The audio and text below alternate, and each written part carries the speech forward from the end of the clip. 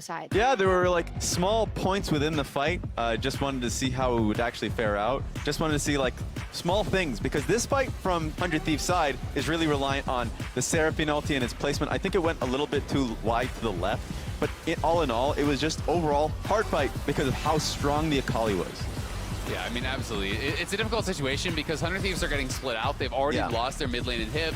They realize, all right, we don't have an answer for Fiora bot lane anymore, so we need to force something. We need to find the 5v5. But to me, this is actually where it all went wrong. Yeah. Avadog stepped so far forward there. He needed to continue kiting back up.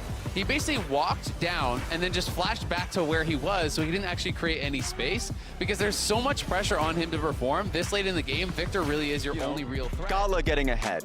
And I like that idea. I think it was a strong sentiment, and it was more so the collapse because 100 Thieves were getting a little bit greedy. They ended up going for the Raptor camp, and it was Xiaohu, Ming, and Wei that really responded strongly in combating that. So I love that. It actually started with a 3-for-1 for RNG, and they actually started this game with an early game lead. And one of the key things in this composition, I think, is making sure that the Sivir gets the skill comfortably into the mid to late game. Because then, no matter what the game state is, one botched team fight from 100 Thieves, one engage doesn't quite work out, and you can win team fights post Their head will give Gala some plates, and this is actually where 100 Thieves, they think, okay, now let's still capitalize on our prowess. Yeah, I mean, because RNG started out by trying to get the pick on towards Seraphine, and they kited back quite well. It was Gala that was left alone and quite surprised at the damage coming out from the 100 Thieves squad. Yeah, absolutely. And I mean, 100 Thieves, I think they did a good job of forcing around objectives, because if you play this game slow and you are too afraid to force, all that's going to happen is you're going to get 1-3-1 down, right? This game had to come down to 5v5s, and I think people are going to be, criticizing them, well, why would you start that Baron? You could have just kept playing. But the longer the game goes, the more opportunities there are for Breathe to just find it. It punches really well in the early stages. But in a lot of the fights, Jarvan is diving back into the back line, and then Vi, Fiora, and the Akali are all diving your back line.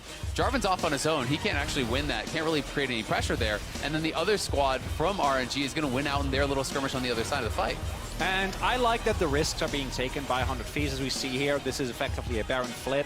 Yeah. And initially it looks good for them. But this is exactly another textbook example of what you were talking about earlier, Zil. This isn't actually a 5v5 fight. No. If you have a corridor where you can group people against the Victor, the Seraphine can hit a big ultimate, and Jarvan can lock them up, there's a lot of opportunity. But that's never happening because RNG is really using the available space to them to kind of pull apart the death ball. Yeah, I feel like that is such a mark of these great teams, and I feel like it's a bait almost, and many times when you see a team that is an underdog in a situation where everything needs to go right in that situation, right? And RNG has already thought 2 steps ahead, being actually we want Gala in this position, and actually we want Wei in that position, because in 3 seconds this fight is going to look like this.